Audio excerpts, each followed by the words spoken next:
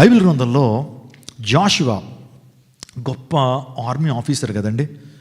జాషువా అంటేనే గొప్ప సైన్యాధ్యక్షుడు.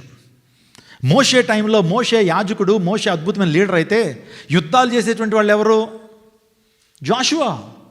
ఒకరోజు ఎరికో పట్టణాన్ని స్వాధీనపరచుకోవడానికి వాళ్ళందరూ ప్రిపేర్ అవుతున్న టైంలో దేవుడు జాషువాతో మాట్లాడుతూ ఎరికో పట్టణం మీకంటే గొప్ప పట్టణం అయినప్పటికీ, గొప్ప సామ్రాజ్యం అయినప్పటికీ, గొప్ప సైన్యం వారుకున్నప్పటికీ కూడా I'm going to give you victory, మీకు విజయాన్ని ఇస్తాను అన్నాడు.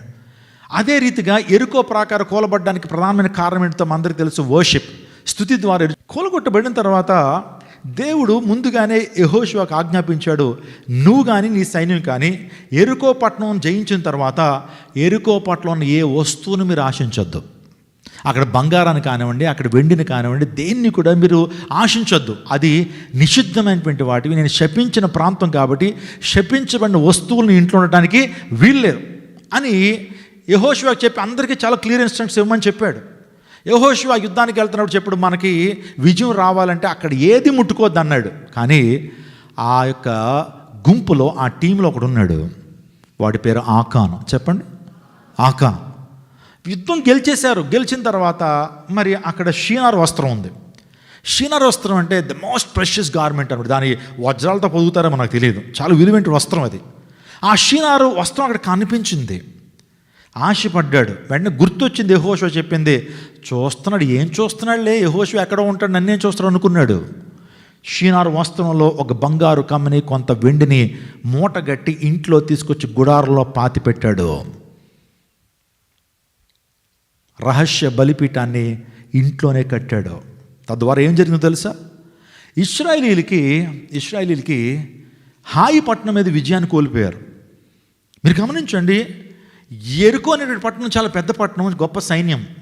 జాషువా అనుకున్నాడు, ఎరుకో లాంటి పెద్ద పట్టణాన్ని మేము జయించాం, ఇప్పుడు హాయి అనే పట్టణం చిన్న పట్టణం, దాని మీదకి పెద్ద ఆర్మీ పంపించనక్కర్లేదు, చిన్న ఆర్మీ పంపిస్తే చాలు విజయం వస్తుంది అనుకున్నాడు. మీరు నమ్మండి, హాయి పట్టణస్తులు తిప్పి పరిగెత్తి కొట్టించారు. ఎవరిని?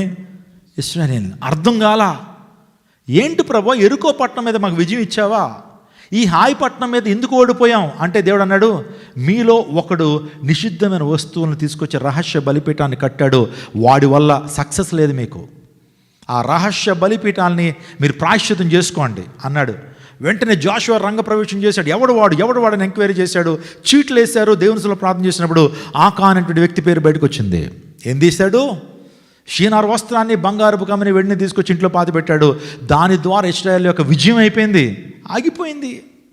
మీరు నమ్మండి, ఆకాను అనేటువంటి వ్యక్తిని, తన భార్యను, తన బిడ్డల్ని ఆకోరు లోయలో వేసి మొత్తం ఆ కుటుంబాన్ని అంతా కూడా ఏం చేశారు? ఇశ్రాయేలీయులు సర్వనాశనం చేసినట్లుగా మనం చూస్తుంటాం. ఈరోజు మన జీవితాల్లో రహస్య బలిపీఠాలు ఏమైనా ఉన్నాయా? మన జీవితాల్లో రహస్య బలిపీఠాలు ఏమైనా ఉన్నాయా? ఆకాను కప్పినట్టే మన జీవితాల్లో కూడా ఏమైనా రహస్య బలిపీఠాలు ఏమైనా మెయింటైన్ చేస్తున్నామా? ఒకవేళ అలాంటి బలిపీఠాలు ఉంటే తీసేయండి.